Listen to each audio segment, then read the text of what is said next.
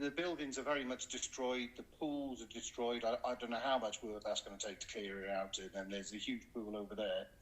We knew there was a hurricane on the way. So we knew there was a storm on the way. We knew there was a storm on the way. So as it was getting closer and closer and the storm was still coming, we was kind of like, well, we haven't been formally told not to go.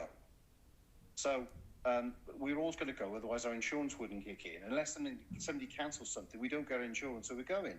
So at the last minute, it was like, yeah, okay, then, it's not the end of the world.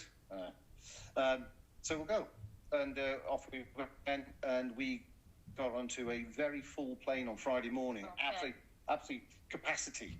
It looked like an awful lot of people of Jamaican origin. Maybe they come back to see families. I don't know, because of the holidays. Yeah, half term.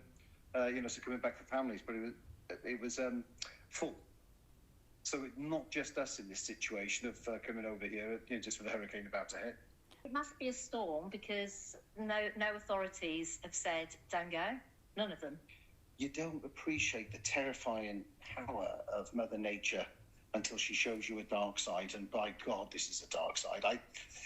They say, a hurricane, and you just think, strong winds, a bit of rain, and who was even joking about that, wind and rain? It was one of the guys working here said, it's a bit of wind and rain.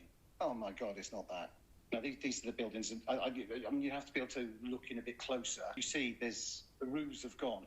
Yeah. The roofs have gone. The shingles, this side is shingles, this particular area. Now, what they did was they moved us here. There's the pool, and the main pool was filled up with the debris. With the roofs blowing off, the water started leaking in and coming in over all the electrics. And so this is during the heart of the storm. There's nothing they can do about it. So we were sweeping up towel after towel after towel and mopping up the water, which was dripping down through the electrics, which is very dangerous. And then what they did after the storm, they then moved us quite quickly down to a ground floor, which wasn't leaking. It looked like it had leakage into the room, but they cleared that out. But at least the electrics are dry, even if the floor's a bit damp. So we won't get electrocuted. So we won't get electrocuted, but we feel a lot more secure in this room. Some people had windows blow in. And Kate was talking to some people earlier on who actually got cuts from glass from the window breaking and flying in at them. So, it's real risk. And we were lucky. We were really lucky. Sunday night was the last meal out in the resort in Bayside. Yeah. We had our meal, had to be in our room by 10. And then we were locked in our room, and they said at 9 o'clock, send us a message, you can go out until 10 o'clock in the morning on Monday.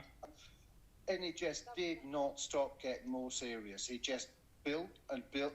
Until you just could not believe it anymore. It was hard to fathom just how severe this was. And you were not able to see outside. So like I said, the window was just over here. We were just in the room by here. You couldn't see out the window. Our balcony was, for that first wave, very well protected, because we had the wall facing into the wind. And the balcony door was a very long way back, well set back from the end of the balcony. Great, until we went through the eye and the winds were now hitting us in the other direction. Now we were getting that full force into our balcony. Now it was terrifying. Actually, we're having problems with water supply at the moment, but during the hell on earth, they bought us plenty of food.